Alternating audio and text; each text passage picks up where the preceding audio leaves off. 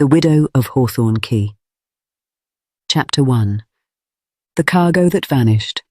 The morning the Harcourt cargo vanished, Mrs. Eleanor Vane stood in the doorway of her late husband's shipping office and watched the tide creep against the stones of Hawthorn Quay like a thing that knew secrets.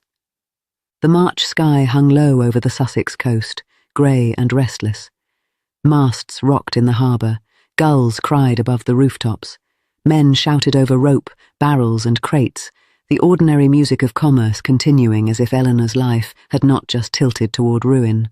Vane and Company occupied the lower rooms of a narrow brick building between a sailmaker's loft and a cooper's yard. The paint on the sign had faded, but Eleanor had never permitted it to be replaced. Thomas Vane had painted those letters himself in a year when everything before them had seemed prosperous and certain. 2 years had passed since Thomas died of fever after his final voyage. 2 years since Eleanor had discovered that grief did not excuse a widow from accounts, creditors, tides, customs officers, dishonest clerks, or the opinions of men who believed a woman's proper sphere ended at the parlour door. She had endured all of it. She had learned freight schedules, cargo insurance, dock fees, storage charges, and the delicate art of refusing condescension without raising her voice. There were still many in Marstow who thought a widow had no place in commerce. Eleanor had grown accustomed to disappointing them.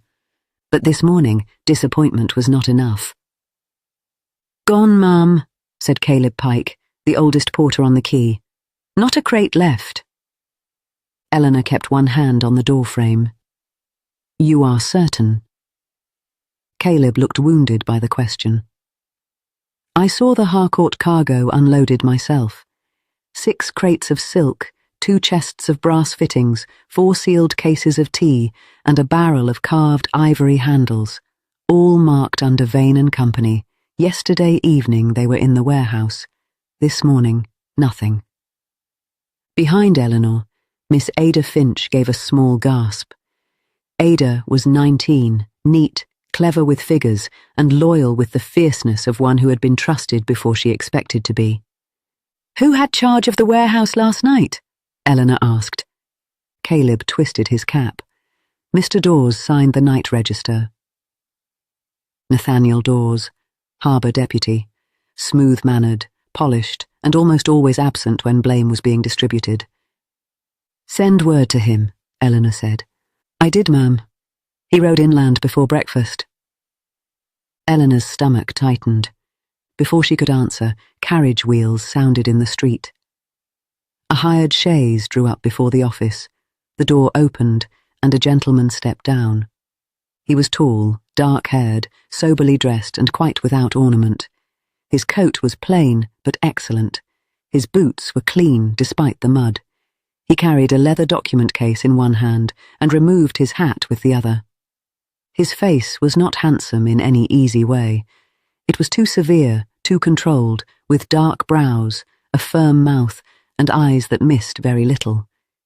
Yet there was something compelling in him, like a winter sea before a storm. "Mrs. Vane?" he asked. "Yes." "Sebastian Rook. I have come on behalf of Harcourt and Bell." Ada stiffened behind her. Caleb muttered something uncharitable. Eleanor knew the name. Everyone connected with shipping along the southern coast knew it. Sebastian Rook was the man firms sent when cargo disappeared. Accounts failed to balance, partners lied, or respectable gentlemen wished their scandals buried beneath ledgers. He had a reputation for ruthless precision, and Harcourt and Bell had sent him to audit her. "I expected a letter before your arrival," Eleanor said. "I sent one. It has not reached me." His eyes moved past her into the office, taking in the shelves, ledgers, high desk, worn rug, anxious clerk, and unpaid invoices stacked beside the inkstand. "Then my arrival must seem abrupt." "It does." "I understand there has been an irregularity with Harcourt's consignment." "That is an elegant word for theft, Mr. Rook." Something almost like approval flickered in his expression. "Then we shall call it theft until the facts suggest otherwise." "Harcourt and Bell believe me responsible?" "They believe your office signed for valuable cargo which is now missing. My office did sign for it. And you deny misplacing, selling, pledging, concealing, or otherwise disposing of it? Eleanor lifted her chin. Absolutely. For a moment he simply looked at her, not with mockery, but with assessment. Eleanor had been assessed by men all her life, by her father for obedience, by society for conduct, by creditors for weakness. Mr. Rook's examination was different. He seemed not to be asking whether she ought to stand, but whether she could. She did. At last he said, "Then I should like to see your ledgers." "You are welcome to them." "And the warehouse receipt." "You shall have it." "And all correspondence with Harcourt and Bell, Mr. Dawes, the Customs Office, and Mr. Josiah Trent." At that name, Eleanor's composure tightened. "Mr. Trent is no longer employed here." "So I was informed." "By whom?" "Mr. Trent." The key seemed suddenly colder. Eleanor stepped back and opened the door wider. "Then you had better come in." The office smelled of salt, coal smoke, paper, and ink. On the wall hung Thomas Vane's old barometer, inaccurate but beloved. Eleanor crossed to the locked cabinet and brought out the ledgers. Ada fetched correspondence with hands that trembled slightly. "You need not fear me, Miss Finch," said Mr. Rook, removing his gloves. Ada blinked. "I am not here to frighten clerks, only liars." Eleanor almost smiled. That distinction may not comfort everyone. "No, but it is often useful." For the next hour he worked in silence. He turned pages carefully, questioned precisely, and made notes in a firm, economical hand. Eleanor answered everything. Ada copied dates. Caleb was sent back to the quay to learn who had been near the warehouse after dark. Rook asked who had keys, who witnessed unloading, who signed the night register, why an insurance entry had been altered, when Trent had left, whether Thomas Vane had ever borrowed against future cargo. At that, Eleanor stiffened. "My husband did not conduct business in that manner." "Are you certain?" "Yes. Affection can edit memory, Mrs. Vane." The words struck sharply because they held just enough truth to hurt. Thomas had been kind, generous, and beloved, but in the last year of his life he had also been tired, secretive, and reluctant to burden her with trouble. Still, Eleanor knew the difference between weakness and dishonesty. "My affection for my husband does not prevent me from knowing his faults," she said. "He could be careless with promises and too trusting of friends. He was not dishonest." Rook inclined his head. "I shall keep that in mind." By noon, the matter had darkened. The warehouse receipt bore Vane and Company's stamp. The night register had Dawes's signature, and among the papers Mr. Rook produced was a pledge claiming the Harcourt cargo had been used as security against an old debt. The signature beneath it was Thomas Vane's. Ada burst into tears.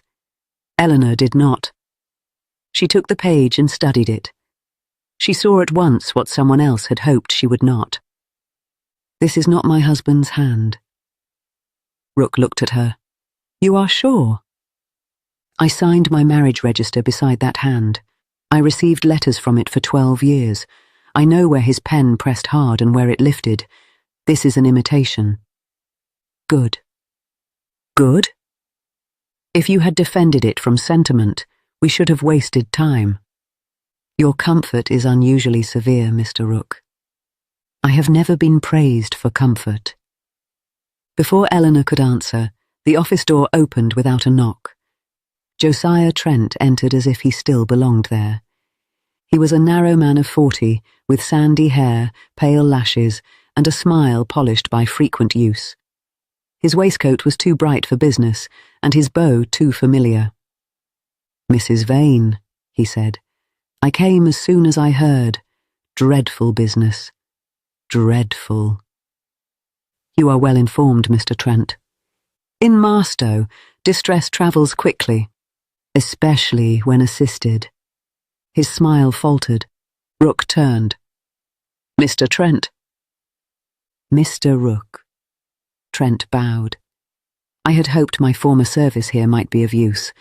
Poor Mrs. Vane is naturally overwhelmed. Eleanor felt the insult like a pin beneath lace. I am not overwhelmed.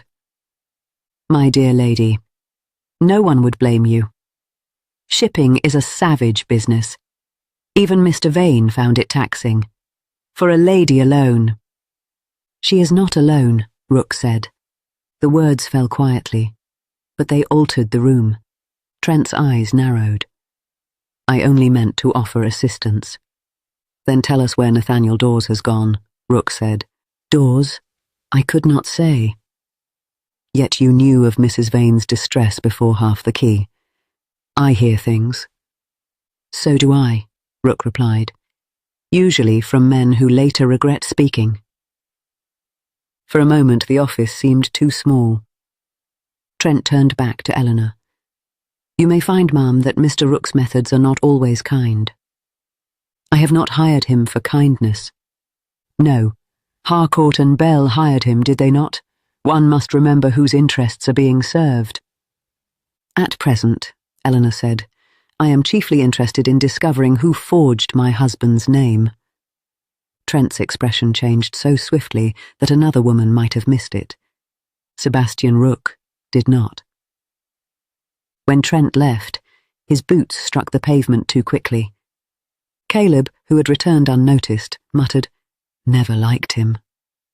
Nor did I, Eleanor said. Rook looked at her. Yet you employed him. My husband employed him. I dismissed him 6 months after Thomas died. Why? He made errors. Missing receipts, duplicated entries, late payments. Then he offered to buy the business from me. Ada looked up, startled. He said no one expected me to carry such burdens, Eleanor continued. He offered less than the value of our contracts, and more than he thought I was clever enough to refuse. What did you say? I told him the business was not a shawl to be handed to the nearest man, because the room had grown cold. Caleb coughed into his cap. Ada nearly smiled. Rook looked down at the forged signature. Then I suspect, Mrs. Vane, that your missing cargo is only the beginning. Eleanor drew a breath. Then we had better begin properly. Chapter 2. The Man Sent to Ruin Her. Over the next days, Sebastian Rook learned that Mrs. Eleanor Vane was unlike any widow he had expected to find.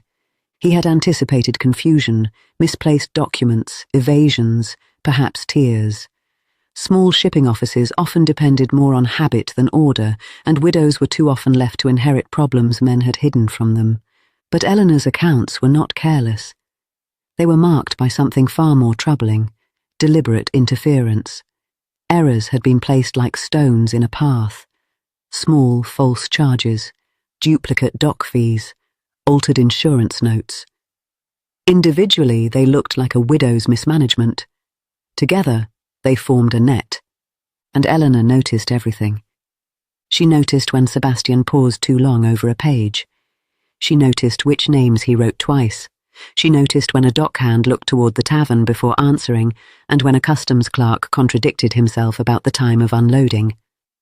She did not interrupt foolishly, nor did she yield merely because a man spoke with confidence. Sebastian had met merchants with less discipline.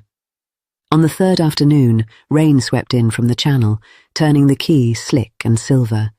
Eleanor accompanied him to the warehouse where the Harcourt cargo had last been seen. The place smelled of damp rope, tar, tea leaves, and old wood. Mr. Fenn, the warehouse master, hovered nervously by the door. That corner, Eleanor said, pointing. Caleb saw the crates there when he left at 6. Sebastian crouched beside the floorboards. They were dragged. Not lifted? No. Either the thieves were hurried, few in number, or careless. Or they wished us to think so. He looked up. She arched one brow. Am I wrong? No. Do not sound surprised. I have spent 2 years learning that men often leave evidence because they do not believe women will know what to call it. Fen coughed. Sebastian ignored him. At the side entrance, the lock showed no sign of force. Someone used a key, Sebastian said. Fen protested. Impossible. I keep them locked in my desk. Who has access to your office? Eleanor asked. My assistant, Mr. Dawes, the harbour master, customs, when required. And Mr. Trent. Fen looked away. Eleanor's voice cooled. Mr. Fen. He came by last week, said he was looking into old accounts for you. I thought no harm. You did not think, she said. Fen flushed. Beg pardon, ma'am. They left under Sebastian's umbrella, the rain striking hard enough to blur the quay. My office is nearer than the inn, Eleanor said. Ada has made coffee strong enough to revive the dead. I have questioned smugglers less formidable than Miss Finch's coffee.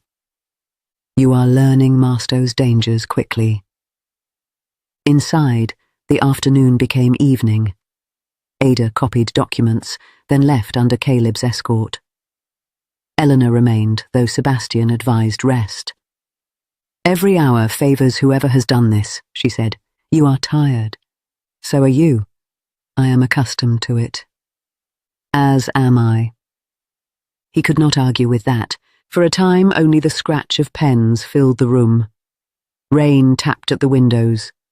The fire burned low. Then Eleanor asked, Mr. Rook, is your reputation deserved? Which part? That you are ruthless. Yes. Are you proud of it? No. Then why permit it? Because reputation enters rooms before a man does. It frightens fools. It encourages dishonest men to make mistakes. And honest people? They usually resent it. She looked at him across the lamplight. I resented the reason you came. I resented your questions when I thought them accusations, but I do not resent precision, nor fairness. Sebastian said nothing. Few compliments in his life had mattered. This one did.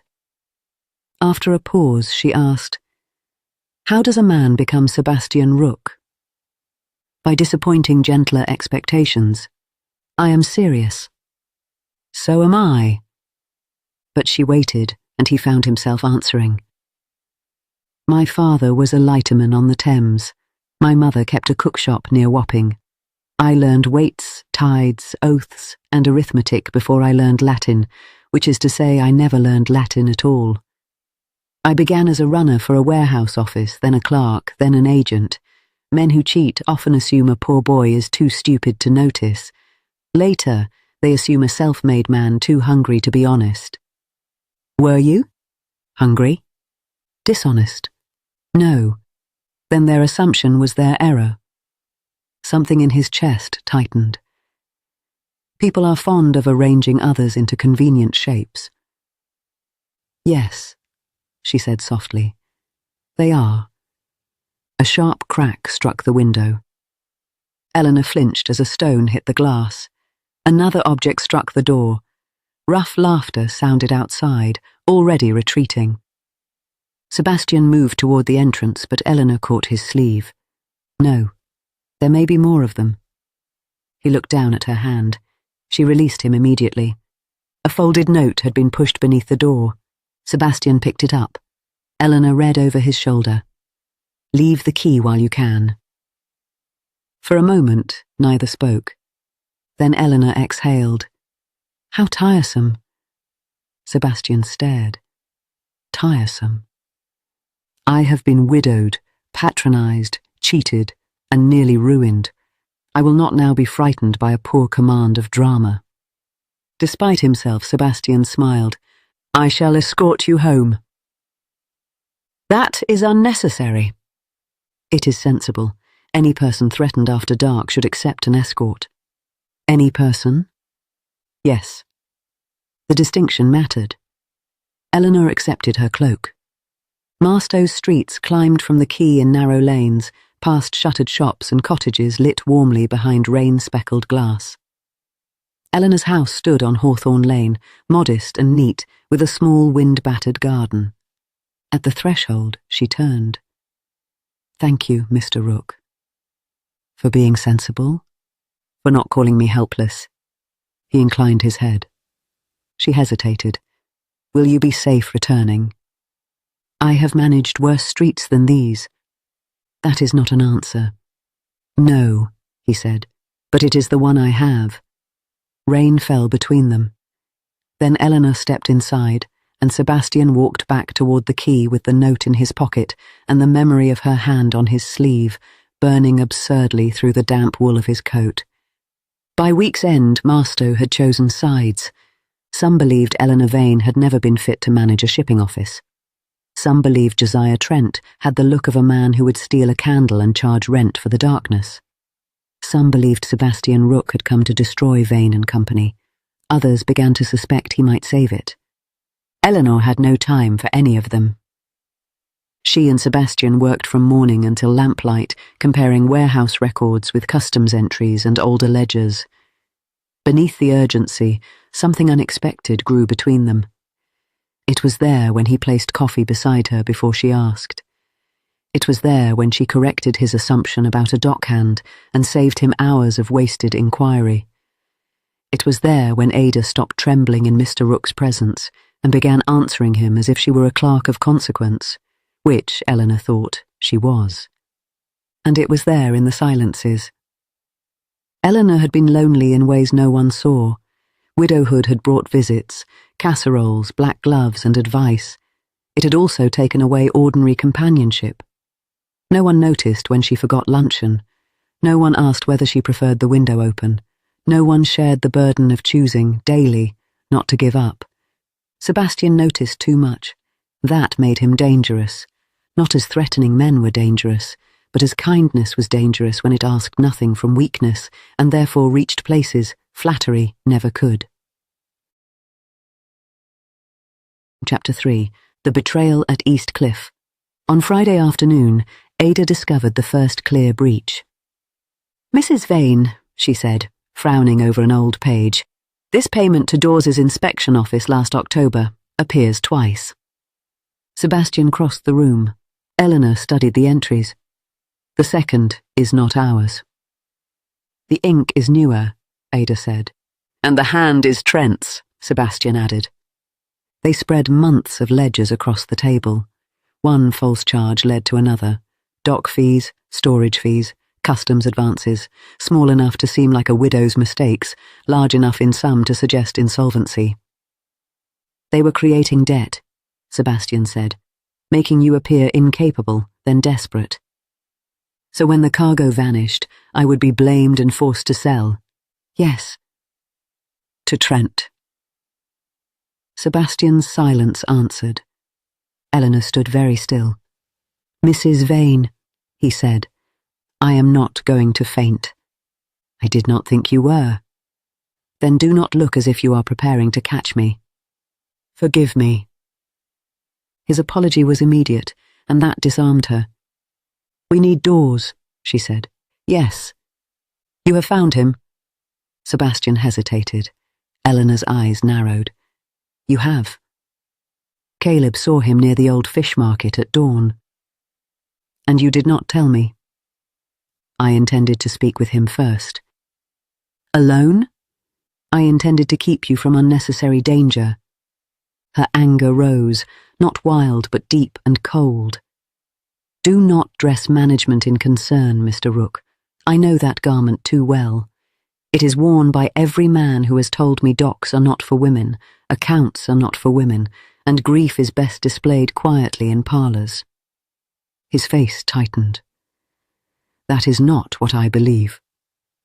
Then do not behave as if it is. The words struck him. For a moment he looked not offended but ashamed. You are right, he said. She had expected argument. His honesty softened her. I know danger, he continued. I have seen what cornered men do. My instinct is to stand between it and those I cannot bear to see harmed. The room changed. Ada, with sudden wisdom, gathered papers and disappeared to the back room. Eleanor's voice quieted. Sebastian, I will not be managed, not even tenderly.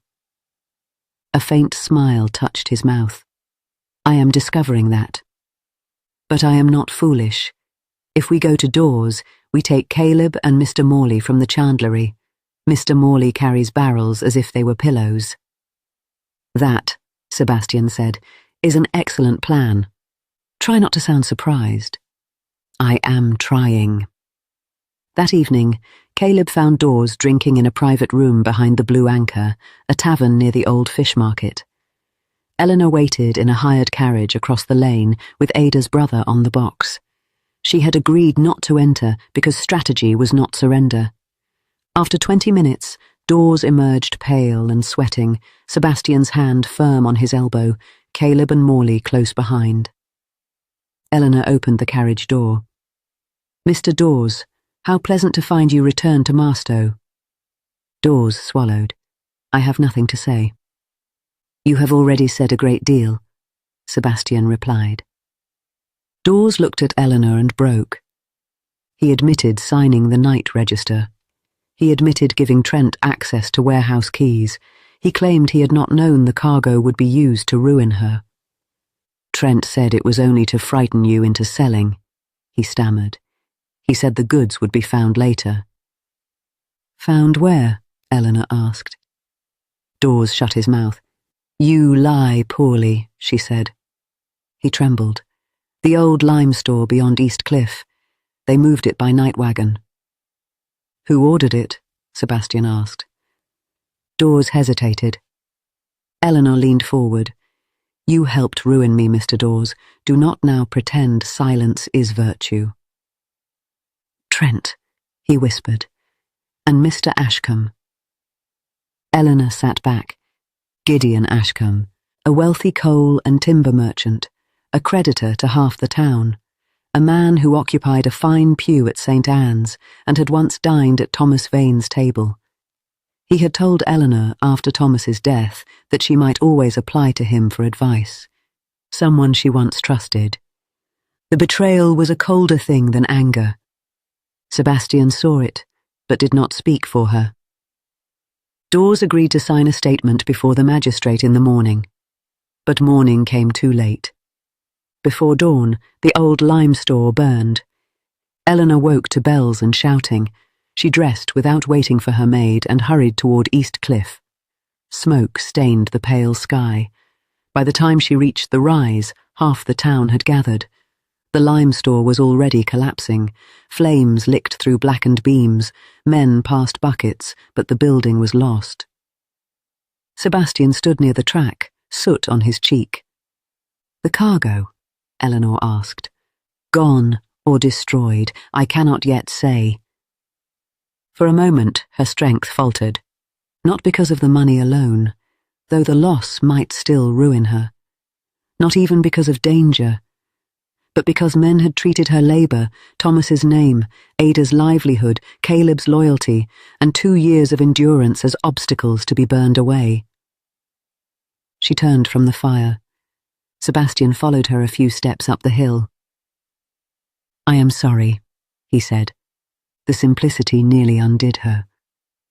I am so tired, she whispered. I know. No, you cannot. I have stood against them every day and told myself it was enough to be capable, enough to work harder, speak clearer, keep better accounts, endure insult, endure pity, endure being watched for weakness. Now they may win because they are willing to burn what they cannot steal. His face grew still. They will not win. You cannot promise that. No, but I can promise they have misjudged you. And you? His voice lowered. They have misjudged me as well. She looked at him then, and saw not only the feared agent, but the boy from the Thames, the clerk who had learned numbers as defence, the self-made man who trusted work because work did not ask where he came from. Something in her heart reached for him. She held it back. I cannot be rescued, Sebastian. I know. Do you? Yes. He stepped closer, but not too close. I do not wish to rescue you, Eleanor. I wish to stand beside you while you save what is yours. Tears burned her eyes, but she did not let them fall. "Then stand," she whispered. "I am here."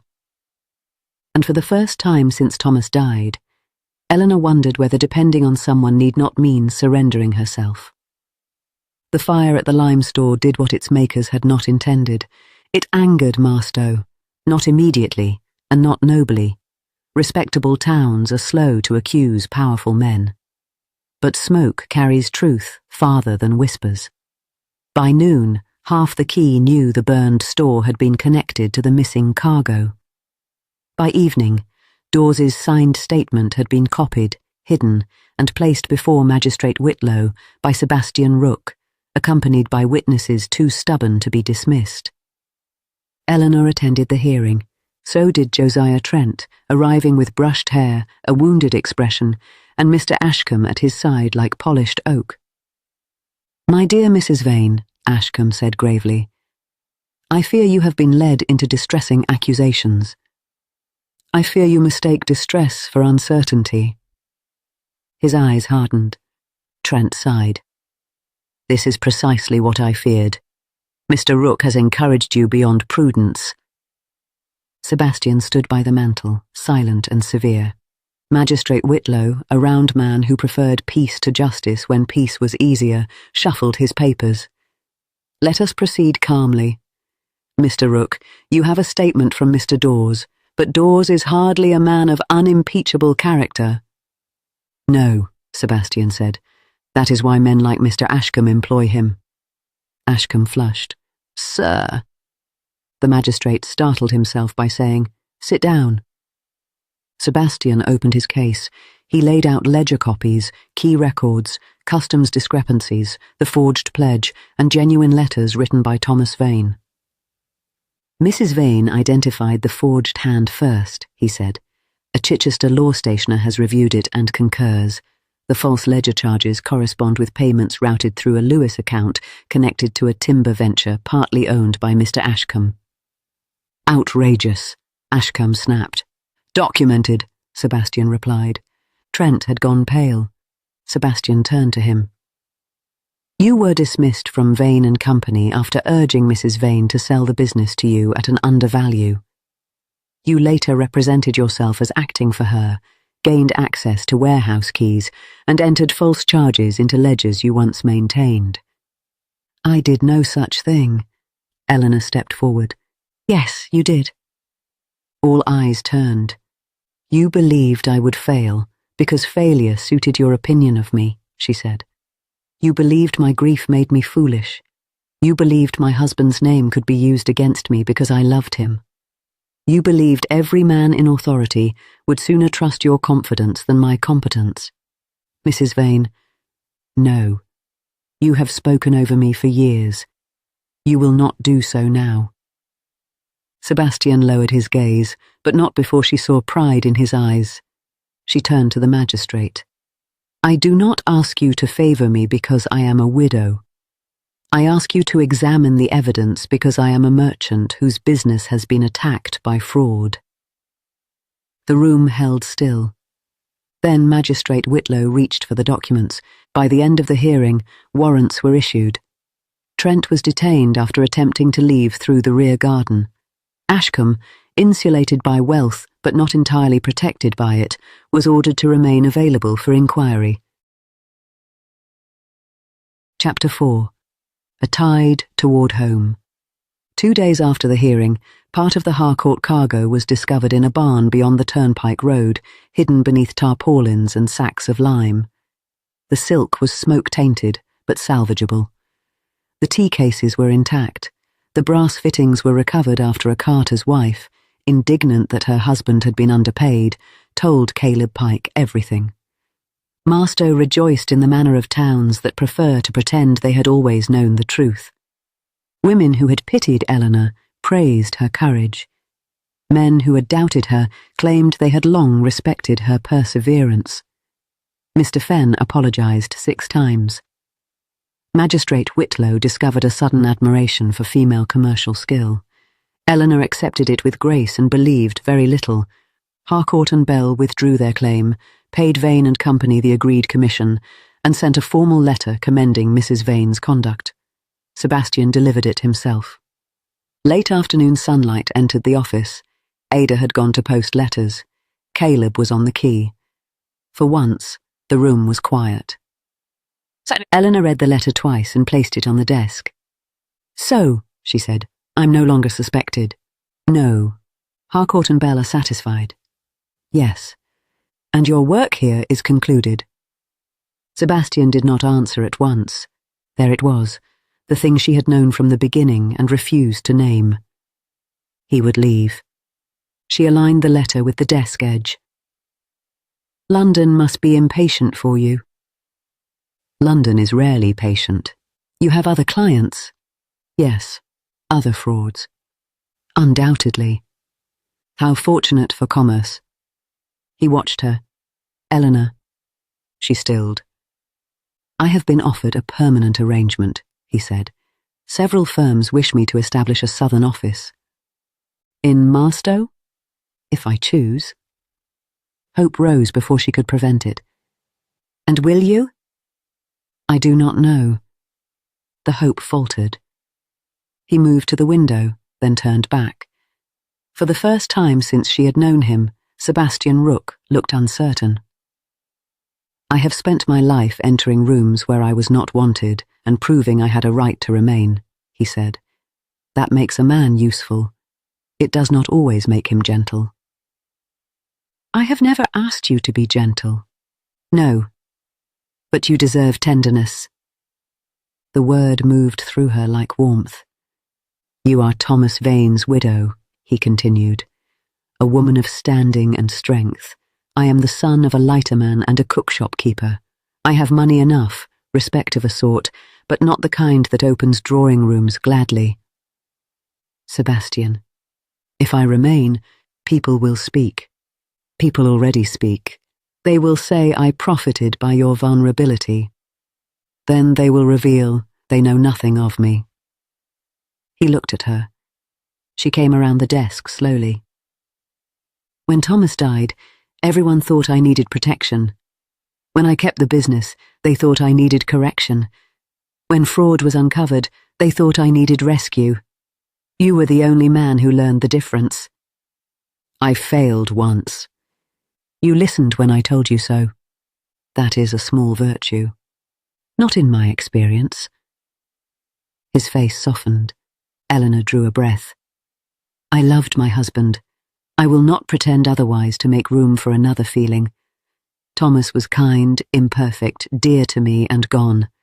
For 2 years I believed loyalty required loneliness." "And now?" Sebastian asked. "Now I think love is not a room that can hold only one memory." He closed his eyes briefly. She stepped nearer. "I do not need a man to save my business. I have saved it. With help, yes, with your help, but not by surrendering it. I know. I do not need a man to give me a place. No.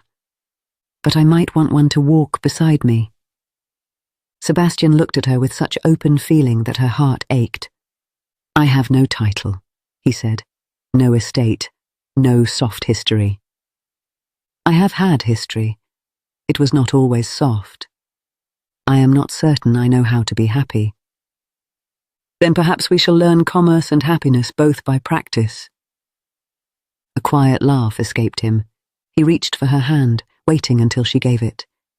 His fingers closed around hers with reverence. "I love you," he said. No flourish, no claim, only truth. Eleanor felt tears rise. "I believe I love you too," she whispered, "though I reserve the right to be precise once I have examined the evidence."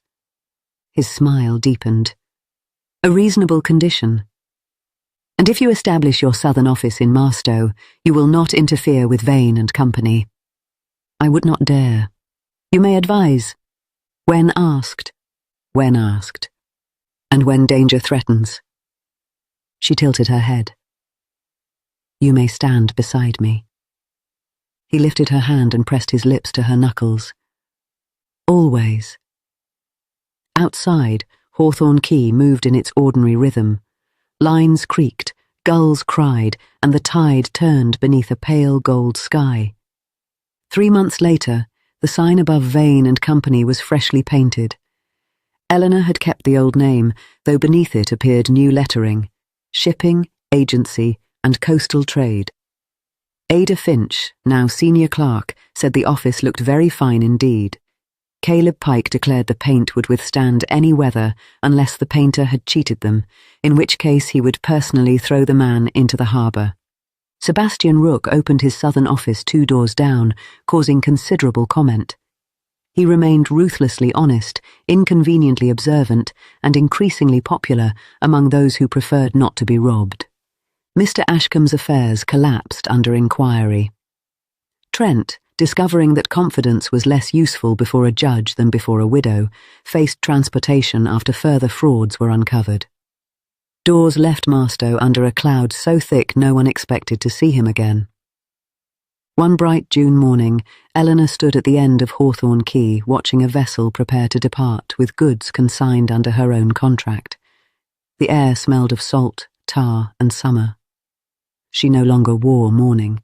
Her gown was soft blue beneath a practical dark pelisse, and the wind tugged a strand of hair loose at her temple. Sebastian joined her. "The tide is favourable," he said. "So Caleb informed me in a tone suggesting he invented tides. An old maritime habit." She smiled. For a while they watched the vessel ease from the quay. "Mrs. Vane," Sebastian said, "that sounds ominous." "I hope not." She turned. He held a small velvet box. Around them, the quay continued its business with suspicious exaggeration. Ada stood in the office doorway pretending to examine a dispatch. Caleb had found urgent need to coil a rope nearby. Mr. Morley from the chandlery lingered beside a barrel he had no intention of moving. "I considered asking somewhere private," Sebastian said, "but most of what has mattered between us began here." "Yes. This quay witnessed your courage before I understood it. Your office taught me that respect may become affection before a man has sense enough to guard himself. This town, foolish as it is, has become dear to me because you are in it." Her eyes filled. "I cannot promise an easy life," he said. "I cannot promise never to be severe, stubborn, or overprotective in ways that will require correction." "That is honest." "I can promise to listen when corrected, to stand beside you, not before you, to honour Thomas's memory without fearing it, to defend your independence, even from myself, and to love you faithfully, if you will permit it." Eleanor looked at him, self-made, scarred by striving, proud enough to stand against corruption, humble enough to learn tenderness. Not a rescuer, not a master, a companion, a second chance, not at the love she had lost, but at a love shaped for the woman she had become. "Yes," she said. Sebastian's breath left him. "Yes?" "With one condition." His mouth curved. "Naturally. Vane and Company remains Vane and Company. I would expect nothing else. And you will never again interview a harbour deputy without telling me." "I shall put it in writing." "Then yes." He laughed, open and warm. When he slid the ring onto her finger, the quay erupted in cheers so poorly concealed that Eleanor covered her face and laughed through her tears. Ada wept outright. Caleb shouted that he had known it from the first, which was not true, but was forgiven. Sebastian took Eleanor's hand. "Are you happy?" he asked softly. She looked at the water, the office, the quay that had nearly ruined her and then witnessed her restoration. She thought of Thomas with gratitude instead of pain. She thought of the years ahead, not idle, not effortless, but shared. "Yes," she said, "I believe I am." The tide carried the departing vessel toward open water. Beside her, Sebastian stood steady and near. And Hawthorn Quay, which had once seemed the edge of all she might lose, became the beginning of all she dared to claim. The end. Thank you, dear reader of the Regency Gazette, for joining us in another tale of love, intrigue, and whispered ballroom secrets. If today's romance delighted you, kindly bestow a like upon this video. It helps our Gazette reach more lovers of Regency storytelling. For weekly journeys into dukes, debutantes, scandals, and slow-burning devotion, please subscribe to the Gazette